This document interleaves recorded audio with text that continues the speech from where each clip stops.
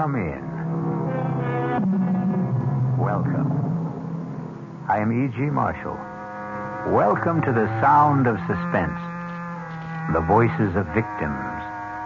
The fear you can hear.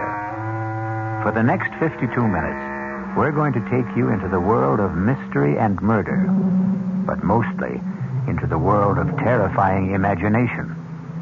The story you're about to hear might be called a morality play.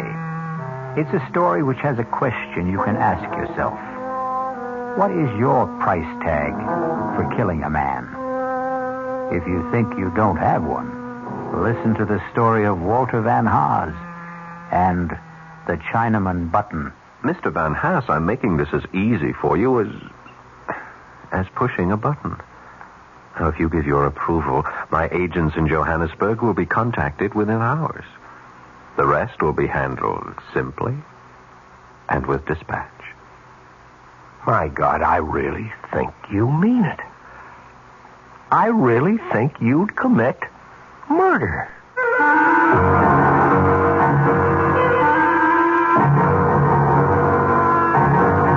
Our mystery drama, The Chinaman Button, was written especially for the Radio Mystery Theater by Henry Slessor and stars Paul Hecht. It is sponsored in part by the Kellogg Company, makers of Kellogg's Special K cereal. I'll be back shortly with Act One.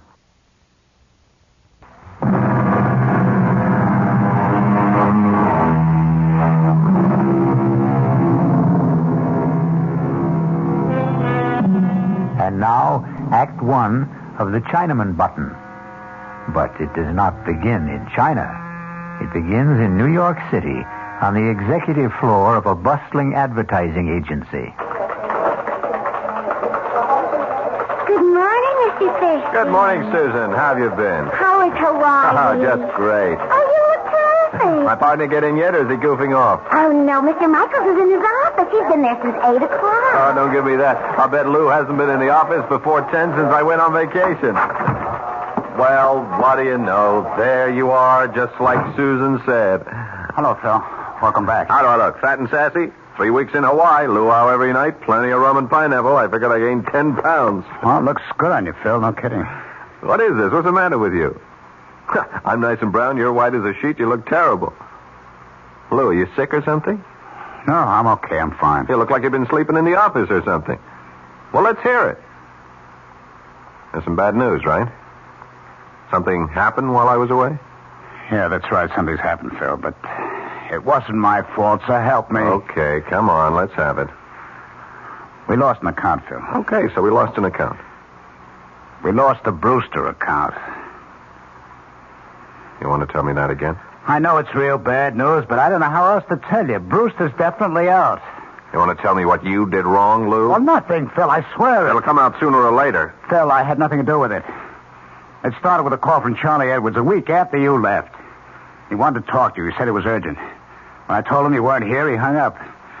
Next thing I know, there's a letter from old man Brewster, the official 90-day notice of termination. But did you call Charlie? Well, sure, I called him. Only Charlie isn't the ad manager anymore. Charlie's got a new job. He was kicked upstairs. He's in customer relations, out of advertising completely. There's a new guy in charge. Lou, you know what you're telling me. You are telling me that our gross profit has been cut in half. You think I don't know that? I think I better sit down. The new ad manager's name is Walter Van Haas. $6 million in billing just like that? Charlie said the whole thing was his fault. Whose? Walter Van Haas, the new ad manager. Charlie says he started the whole thing, but I never got the full story. Charlie's been too busy in his new job to talk to me. Give me that phone. Yeah, sure, Phil.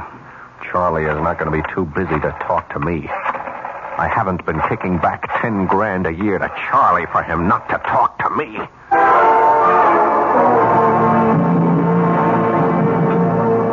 You want to know who Walter Van Haas is? I'll tell you, Phil. He's a Boy Scout, and he won his merit badge for backstabbing. So Walter Van Haas is a backstabber. How did he get close enough to do the job? He's my assistant. He's been my assistant for like 8 months. How come I never knew it? Because that's the kind of guy Walter is. He keeps in the background. He's a mouse, Phil. A $200-a-week mouse. Only this mouse roared like a lion, right? 2 weeks ago, he came running into my office with a box full of invoices. It seems he was conducting a private investigation, Phil. Can you believe that guy? He was checking into all the supplier bills you guys sent over. He was actually checking out every engraver, every stat house, every printer, every artist bill. Phil, he found overcharges like 50, 60, even 100%. You were his boss, Charlie. Why didn't you tell him what to do with his invoices? He thought I'd be shocked. He wanted us both to go to old man Brewster and expose your agency. That's when I did the only sensible thing. And what was that? I offered him part of my take. A third of it. Phil, he practically turned blue when I offered him that money. Him take a bribe, the Honorable Walter Van Haas? Are you kidding me? It could have been the whole 10,000, and it wouldn't have been enough. It was a matter of principle. You dig? No, I don't. He didn't tell Brewster about my offer. He wouldn't rat on me. That was part of his code, too, but he did tell the old man about the phony charges. I couldn't stop him. That's when I got booted upstairs, and you got booted out. And Mr. Walter Van Haas gets your job. He didn't even want to accept that. Can you believe it? Old man had to twist his arm to get him to accept it, and a $50-a-week raise. What is this guy, some kind of a fanatic? I don't know how to describe Walter. He's so square. He's so honest. I swear it's true. You couldn't budge this guy for $1 million. $1 million, $1 million. The great American words. The incantation of the American dream. Charlie, did you ever hear of the Chinaman button? The which? When you were a kid. Didn't anybody ever ask you about it? It's kind of a puzzle. I guess you could call it a moral dilemma. No, I never heard of it. What's a Chinaman button? It goes like this. Now, suppose you were told that by simply pressing a button, you could kill the Chinaman, thousands of miles away. A Chinaman whose fate meant nothing to you, no more than the fate of a fly on a table. And yet, by pushing this button, by sending just one anonymous Oriental to his death, you would receive $1 million. Tax-free. What would you do, Charlie? I don't know. Press the button, I guess. Sure, that's right. You'd press the button. I'd press the button. Even Walter Van What's-His-Face would press the button. No, not him. Not that guy. Oh, yeah, sure he would, Charlie. No, I really don't think so, Phil. Walter would think about it and begin wondering if that Chinaman might not have a wife and kids. Walter does. He's got 5 kids, as a matter of fact. You're wrong, Charlie. Everybody's the same when it comes to money. It's the great leveler. No, I really mean it. Walter wouldn't push that button for $10 million. That's the kind of guy he is. And that's why you don't have the Brewster account anymore. He pushed that button just like anybody else. Okay. What's the difference? There isn't any Chinaman button. So what's the difference? That's right. There isn't any Chinaman button. Or is there?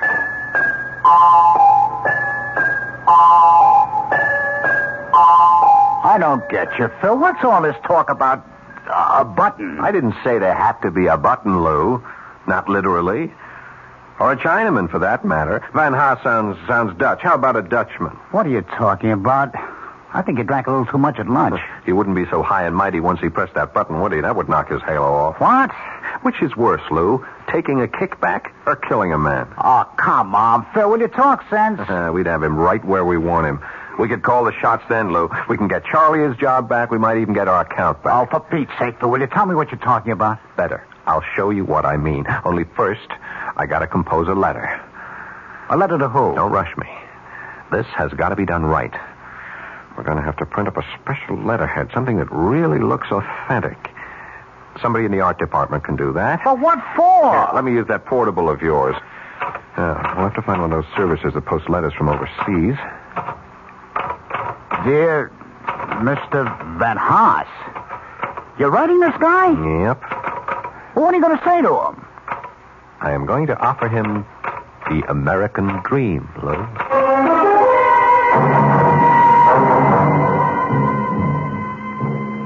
Millie? Oh, Walter, I didn't know you were home. I got here about 10 minutes ago. I was looking through the mail. How are you? Oh, all right. Tired as usual. Isn't it kind of chilly to be out here? Oh, I just had to get out of the house. Kids have been impossible all day. You know how hard it rained this morning. Yes, I know. Honey, did you see the letter? The one from South Africa? Oh, yeah, sure, I noticed it. Say the stance, will you? Peter wants it. Yeah, Millie, do you know what the letter's about? No, can't imagine. You don't know anyone in South Africa, do you? Of course not. But somebody there knows me. It's from some law firm. Look at the letterhead. Dries, Sertog, and Berenbroek? What a name. It's Dutch, I guess. Dries, Hartog, and Berenbroek. 200 Commissioner Street, Johannesburg, South Africa. Read it, huh? Well, it says, Dear Mr. Van Haas, our firm is collecting data for record-keeping purposes concerning the surviving family of one of our clients. Would you be so good as to confirm the following facts?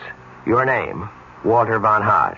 I can confirm that, all right. Well, go on. Read the rest. Your father's name, Benjamin Van Haas. Right again. Your mother's name, Sylvia Reach. I didn't know your mother's name was Sylvia. She always hated the name. That's why she called herself Sally. Anyway, now let's see. Paternal grandparents, Jan Van Haas, Elsa Voort. If the foregoing facts are not correct, would you kindly advise us by return mail? Well, I just saved some postage anyway. Is that all it says? Now, just one more sentence. If these facts are correct, there is no need for further communication. Thank you for your attention to this matter. Yours faithfully, L. something or other. I can't make out the signature. For heaven's sakes, Walter, what do you suppose it means? I haven't the faintest idea. Maybe I've got a rich uncle in South Africa. Maybe he owns one of those diamond or gold mines. If only. Tell him to send us a couple of diamonds fast. Maybe we could start looking for a new house. If I don't get out of this cheese box soon, I'll just go out of my mind. I'll settle for a couple of gold nuggets. We can melt them down and use them to fill Elsa's teeth. That ought to cut down that dental bill. Look, why don't you write to those people in South Africa and ask them what it's all about? Well, you heard what the man wrote. If these facts are correct, there is no need for further communication.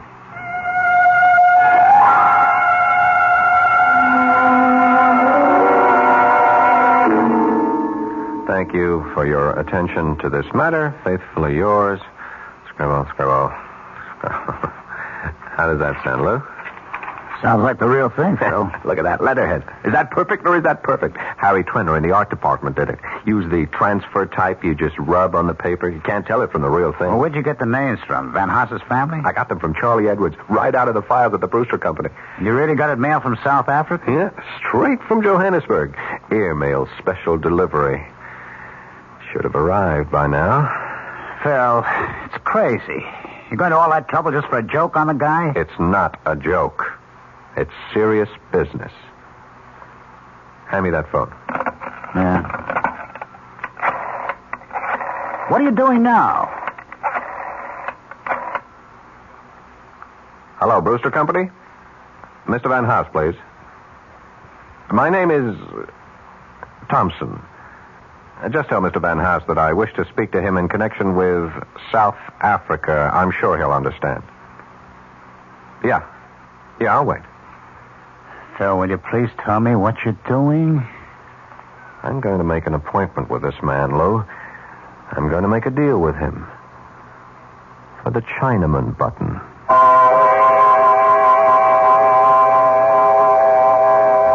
Phil Thurston seems to have invented his own Chinaman button. But will his improved model work? It all depends on Mr. Walter Van Haas. We'll return shortly with Act Two.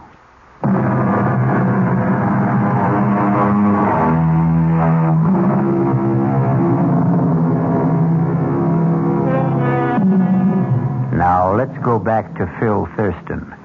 Or rather, let's go back to Mr. Thompson, since that's the name Mr. Thurston used to make his reservation at the Ebb Tide Restaurant in downtown Manhattan. Nice of you to come all the way downtown to meet me for lunch, Mr. Van Haas. That's okay. I'm sorry I don't have a permanent office, so a place like this is convenient for me. You still haven't told me what business you're in, Mr. Thompson. I would have come to your home for this meeting, but I didn't want to disturb your wife and children. You do have children, don't you? I sure do. 5 of them. How old are they? Stepladder. 2, 4, 6, 8, 10. That's a lot of mouths to feed. Yep, and teeth to fill. Yes, I don't doubt it. Did you say that you were with that law firm in Johannesburg, Dries Hartog, and... Sorry, I can't remember the last name. I'm not sure I could pronounce it if I did. Your family is Dutch, isn't it? Yeah, my grandparents were Hollanders, but the rest of us are strictly Yanks. Well, the answer is no. I don't come from the attorneys in Johannesburg, but I wanted to talk to you about their letter. Frankly, we couldn't figure it out, Millie and I. That's my wife. I don't remember having any relatives in South Africa, and neither does my father. Oh, your dad's alive then? Yes, he lives in Allentown. I called him, but he didn't have any answers. Well, maybe I can help. You see, there is a relative, but a very distant one of those cousins 4 and 5 times removed. What's his name? Well, I wouldn't mean anything to you if I told you. Yeah, but you do know his name. It is my business to know such things. Well, that brings us back to the original question, doesn't it? About what business you're in. The person who told me the name of your relative was a clerk in the offices of Dries, Hartog, and Berenboek. He works for them, but you might say that he's on my payroll, too. I don't think I understand. He's the one who informed me about the letter that was being sent to you and why it was being sent. Is there any reason why you can't tell me my cousin's name? I'd rather not. I think you'll understand why later. But I will tell you something about him. Fine. He left the Netherlands with his family when he was very young. He's lived in South Africa since. He's in the diamond business. Well. He's a widower, he has no children, and he's rich. He is very, very rich. And at the moment, he has only one traceable heir. Wait a minute. You mean that I actually do have a rich uncle in South Africa? No, I said cousin. But that's incredible. I mean, Millie and I were kidding about it. We even said that he might be in the diamond business. Oh, he is, very much so. And are you saying that I'm his only heir? That's correct. Well, if there was the possibility of some kind of inheritance, why didn't the lawyer say so? Simple enough. There was nothing to say. What? The attorneys were only performing a routine function, putting the gentleman's will in good order. Well, undoubtedly, they'll have to redraw the will sooner or later in favor of a closer relation, such as a new wife. A wife? You see, this rich cousin of yours is only 41 and in excellent health. How old are you, Mr. Van Haas? 43. So that's all there was to it, just a routine inquiry. At the moment. That's all there is to it. Well, I'm not surprised. I never did believe you get something for nothing in this world. I said at the moment. What do you mean? Mr. Van Haas, you don't know this man in South Africa. You don't know the first thing about him. In fact, he means nothing at all to you. I guess so. And the only way he could mean something to you is by dying, isn't that right? Well, that's a rough way of putting it, but if you mean that he won't benefit me until his death, I guess that's obvious. Now, what if I told you that this man will be dead in 2 or 3 days, and that his entire estate will be yours? I thought you said he was healthy. Well, I'm just asking how you would feel. Sorry for the guy, I suppose. Sorry about a man you don't know? Well, he's a human being. I see. Mr. Van Haas, did you read the newspaper this morning? Yes, I did. You looked at the obituary page? Yeah, briefly. Did you feel sorry for all the people whose death was reported? Did you feel any real sorrow for them? No, I can't say I felt sorrow. Because they were all strangers, weren't they? All right, Mr. Thompson, I'm a human being, too, and I guess if I got a letter from Dries, Hartog, and whatever telling me that I was rich, I wouldn't go into mourning. I'd probably go out and celebrate. If you saw my kids' dental bills, you'd understand. But I do understand. Believe me, I understand very well. That's why I wanted to see you, to suggest arranging that happy event without the slightest trouble on your part, without any obligation until you're completely satisfied. What the devil does that mean? All you have to do is say yes. Just that one word, and your dream will come true. Yes to what? Now, in a short time, you'll receive another letter from Johannesburg informing you of the sad news that your cousin, Mr. Well, I still won't reveal his name. Let him remain anonymous. That'll make your decision a great deal easier, I'm sure. What decision? The decision to inherit his estate. Now, hold it just a minute. Are you talking about... Please, keep your voice down. Mr. Van Haas, I'm making this as easy for you as pushing a button. If you give your approval, my agents in Johannesburg will be contacted within hours. The rest will be handled simply and with dispatch. All you'll have to do is wait for official notification of your inheritance. When the money arrives, of course, I'll expect payment in the amount of 50% of the total. By our calculations, I'd say that total should be just about $1 million US. Good Lord, I really think that... I think you mean it. I think you really do. I know you have scruples, Mr. Van Haas, but I also think you have common sense. Listen, Mr. Thompson, if that's your name... Yes, of course, you're quite right. It isn't. But it's the name you'll use to get in touch with me. I'm not getting in touch with you because I can give you your answer right now. It is no. Oh, don't be so hasty. I never heard such a filthy proposition in my entire life. Look, if the percentage is the problem, we can discuss it. Our organization has been known to be flexible about such Money things. has nothing to do with it. We could base our agreement on a sliding scale. That is, we would take 50% of any inherited amount up to and including $1 million. Anything after that, our percentage would be 40%. Does that sound more attractive? You talk about it like it was some kind of a simple business deal. But it is.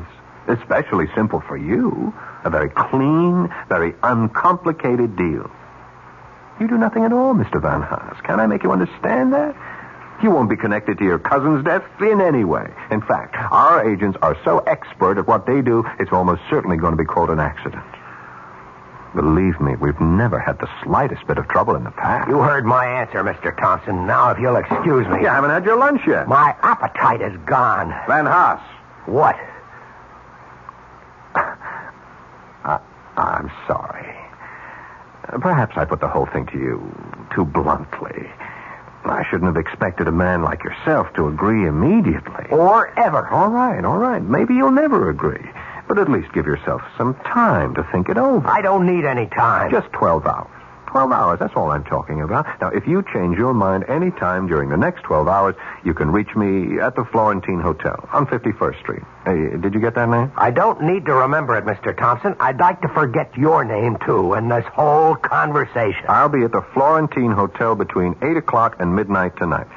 Don't call me after 12. My sleeping habits, you understand? I don't see how you can sleep at all, Mr. Thompson. You'd be amazed at how well rich men sleep. Well, you can go to bed early tonight. Don't wait up for my call because there won't be one. Goodbye. So long, Walter. I'll be hearing from you.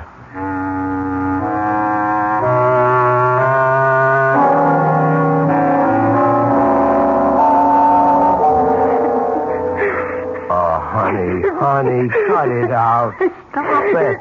No. Tell me what the matter is. Nothing. It's nothing. It's got to be something, Millie. Are the kids okay? Yes, they're all right. Pretty quiet in the playroom. Well, that's because I packed the twins off to Mother. They were getting out of hand, Walter. I just couldn't stand it anymore. Okay, fine. And I'm sure your mother is delighted. No, she isn't. Maybe she used to be when she was younger, but she's getting too old for that sort of thing now. Maybe I'm getting too old, too. Come on, what are you talking about? I'm 41 years old, Walter. Sometimes I feel like 141. You know what's wrong with you? You're not eating right. You're eating like a bird these days. Well, that's practically all I can afford to buy these days. Bird food. I didn't mean that, Walter. Honest, I didn't. I know you didn't. I know it. Look, honey, I wish you'd see Dr. Julian and have him check you over. Walter, I did see Dr. Julian. You did? When? This morning. I didn't know you were going. Well, I didn't want you to know. Not until I was sure, anyway. Sure about what? Hey, you're not sick, are you? I mean, did he find anything serious? No, I'm not sick. I'm pregnant, Walter. What? You see, I'm not over the hill after all. I can still make babies. It should be some sort of comfort, shouldn't it? A baby? Dr. Julian shook his finger at me and said he was going to call you sometime and give you a lecture on the population explosion. What? Hell, that's just great, honey. No, Walter, it's not just great. Oh, honey, don't pretend to be happy about it. I just can't. Well, it's not the end of the world. Oh, that's right. It's a beginning, isn't it?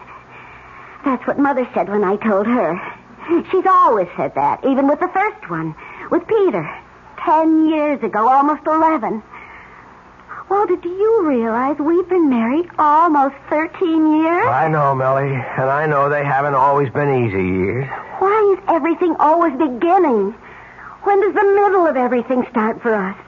Is our life just going to go from beginning to end without anything worthwhile in the middle? Oh, no! What was that? I asked Elsa to wash the dishes and put them away. Oh, I'd better get in there before they're all broken. Melly, we have to talk. After dinner, all right? I haven't even started it yet. I'm sorry. It's all right. I've got some work to do anyway. Or some thinking anyway.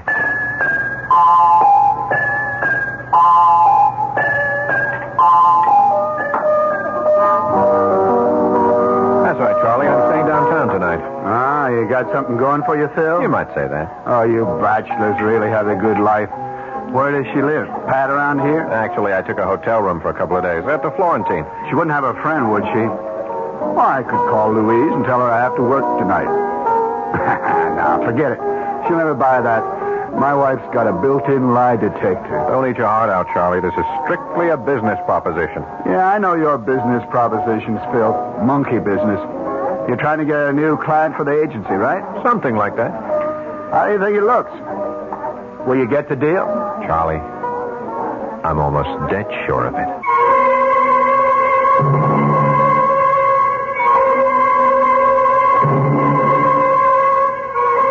Will Walter Van Haas press the Chinaman button? Would you press it? To make $1 million? Before you answer, wait until we return with Act 3.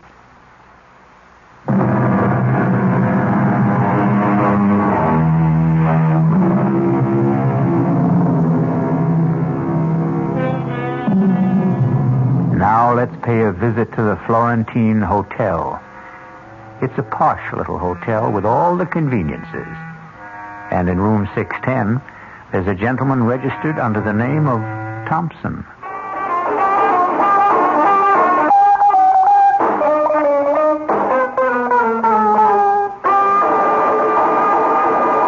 That was a request for the gang of the Williamsburg warehouse. And now here's the time of weather check. It's exactly 40 minutes past the hour. Hello, Phil. Hi, Lou. Come on in. So, this is the Florentine Hotel, huh? Well, that's not a bad-looking room. Why, they call this a suite? That's right. Bedroom is in there. Look at this bar setup. Glasses, refrigerator, everything. It's nice. Very nice. You want a drink? All I got is vodka. Oh, no, thanks. I'm strictly a Scotch man. You know that. Sorry about that. That's okay. I'm not staying long. I'll just leave the layouts and the reports for you to look over. We can talk about them in the morning at the shop. Relax, Lou. Your wife knows you're working late tonight, doesn't she? Yeah, she knows. Well, sit down. Take it easy. Look, I got some orange juice. I can make you a screwdriver. No, thanks, Phil. Guess I have to drink alone then. Well, aren't you going to ask me about your friend Van Haas? What about him? I told you I was going to see him today, or rather that Mr. Thompson was going to see him. Did you? That's right. I saw him for lunch and told him the whole story about how easy it was for him to become a millionaire just by pushing the Chinaman button. Or maybe I should have called it the Dutchman button. Did he believe it, Phil? All the way. But did he go for it? I mean, about having the guy in South Africa killed. No, he wouldn't go along. Ah, so Charlie was right. He said no because he was scared. He was afraid that he was getting into something too deep for him. Well, maybe that wasn't it, Phil. Maybe he is the kind of guy Charlie says he is. Maybe he was that kind of guy, Lou. And that was before he ever got really tempted. A lot of people are honest because they never had anything worth being dishonest about. Am I right? You don't think much of people, do you? I think people are people, that's all. Open your eyes, Lou. Look at what's happening all around you. Everybody's on the grab. You don't know that by now. You've been living in a cave all your life. All right. I don't want to argue with you. Everybody's corruptible, Lou. Everybody. High and low. Yeah, it sure looks like it these days. These days, old days, any days. We're just hearing more about it now. That's the only difference. But there are limits, Phil. I mean, like what you offered Van Haas. Well, let's face it, you were talking about murder. Maybe that's the word that came to his mind, too. But when he thinks it over, he'll give it a different name. He'll come to the conclusion that all I was talking about was pushing a button. You mean you still think he'll say yes? I told him to call me here. That's why I took this suite at the hotel under the name of Thompson. So that's what it was. And I figured, I don't know, that you had some chick you didn't want to know your right name. I told Van Haas to call me here any time before midnight, in case he changed his mind. Before midnight? It's almost 11 o'clock now. That's right. Well, why did you give him a deadline? Because he needs one. We all need one, or we postpone things forever. Phil, I don't think he'll call. Why not? I think the guy's already made up his mind. Oh, no, he hasn't. He's watching the clock right now, just as we are. He's watching those hands move towards 12, thinking about how simple it would be to pick up the phone and call. You see, that's the beauty part of the whole thing. The simplicity. You remember that old camera slogan? You press the button, we do the rest. No, I don't think you're right. I don't think he'll do it. I can see him right this minute, Lou. Maybe he's in bed, looking up at the ceiling. Maybe he's locked himself up in the study, and he's telling himself all the reasons why he shouldn't say yes. Then he wonders if he's really fair to make the decision all by himself. I mean, there's his wife, too. He remembers all the little deprivations, all the promises he made to her when they were younger, those trips to Europe, the mink coat. And then there are the kids, of course. 5 kids, Lou. Think what that money would mean to them. He's really moved by the thought of the kids. You know, maybe I'll have a drink after all. He's not thinking of himself, of course. No, he doesn't count. The things he would like to do, the places he wants to see, or that car he wants to own. You ever know a man who didn't want some car he couldn't afford? Yeah. And then there's that nice, smug feeling of security he could have with that pile of money swelling with interest in some bank that never thought he was worth more than a calendar at Christmas. Well, maybe he is thinking all that, Phil, but just the same, I don't think he'll call.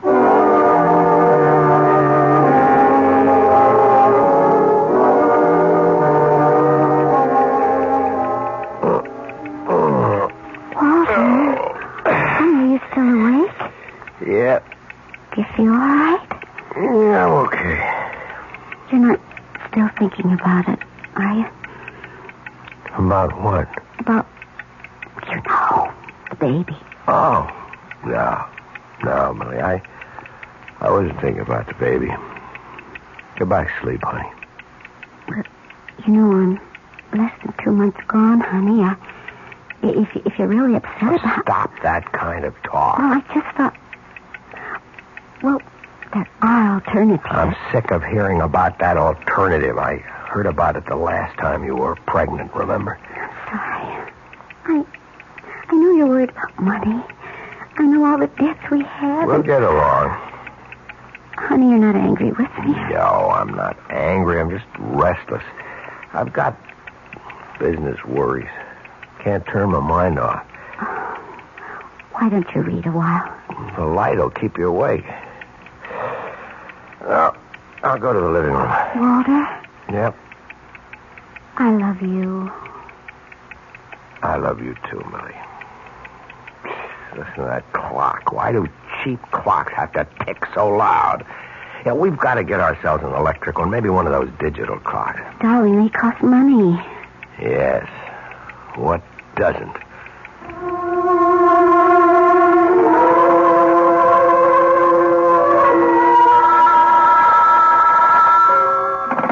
Hello? Oh, yeah, I ordered the scotch. Oh, you can, huh? All right, thanks. Sorry, Lou. Room service can't deliver from the bar after 11:30. That's okay, Phil. I don't really want to drink anyway. I'm almost out of liquor myself. You're almost out of time, too. 11:45.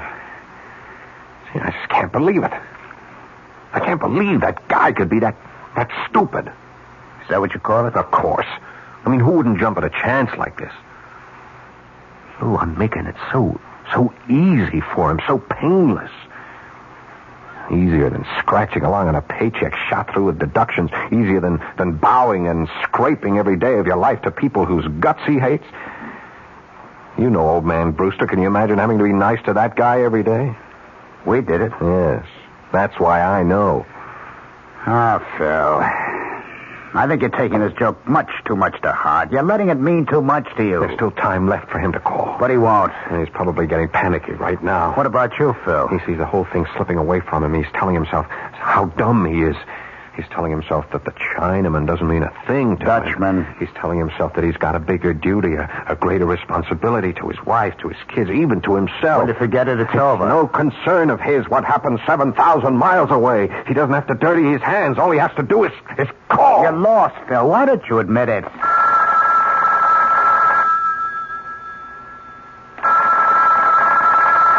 Aren't you going to answer it? Sure. I'll answer it.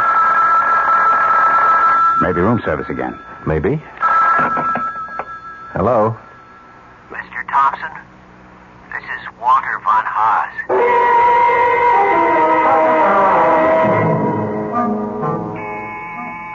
Okay, I'm coming. Who is it?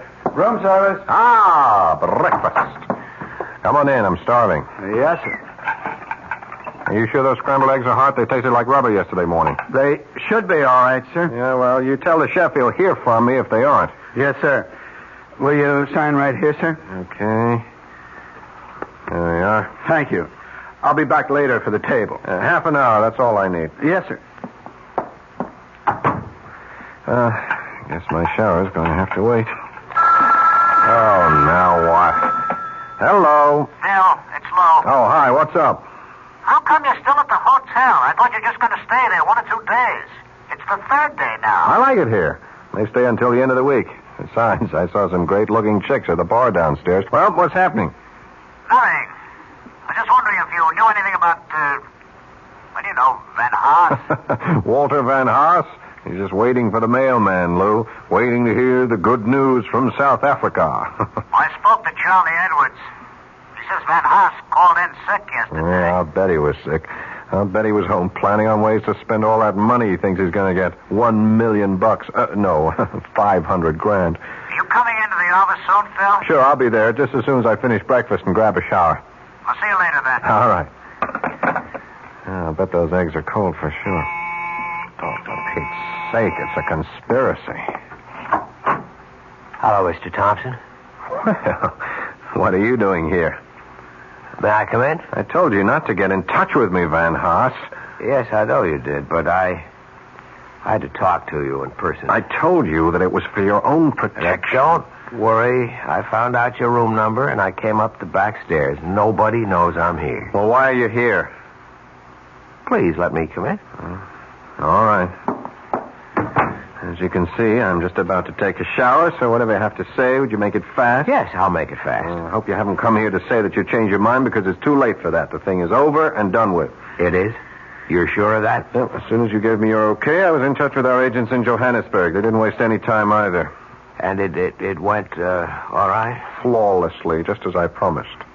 Now, all you have to do is wait. Yes, I see.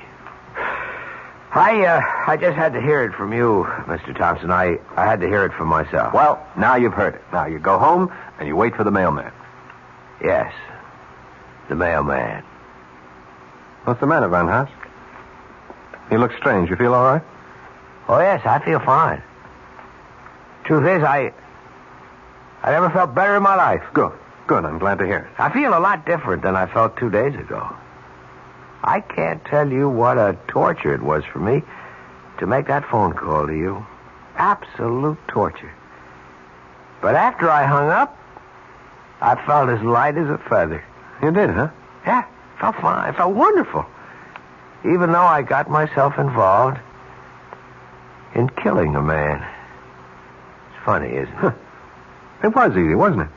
Just like I said it would be. Yes, that's the word. I never knew anything could be that easy. Changed me, Mr. Thompson. I saw how stupid I'd been all my life, how stupid most of us are, to waste the one life we're given. I owe you a lot. Well, if you came to say thanks, you're welcome. Now, if you'll excuse me... I felt like a giant. I felt there was nothing I couldn't do. I was a coward before, a weakling. But you showed me a better way. Okay. Would you go home now, Mr. Van Haas? The less we see of each other, the better. Now, when the money arrives, I'll be in touch with you about my 50%. Yes, your 50%. That's really what I wanted to discuss, Mr. Thompson. Tell me, does this fireplace work, or is it just for show? I really wouldn't know. But I see that they have all the implements. What are you doing with that poker? Van Haas, are you crazy? Sorry, Mr. Thompson, but 100% is so much better. I thought I'd have to bring a hammer or something, but a poker was so much better. Now, into the bathroom, Mr. Thompson. Up into the shower. Yeah. What a shame that you slipped in the tub, Mr. Thompson. What a terrible shame. Now I have to go home to wait for the mailman.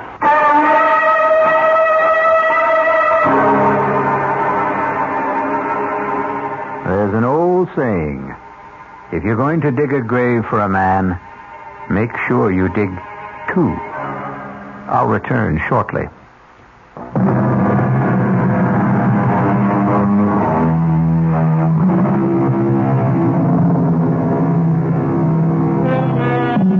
Ready for an instructive statement? It goes like this.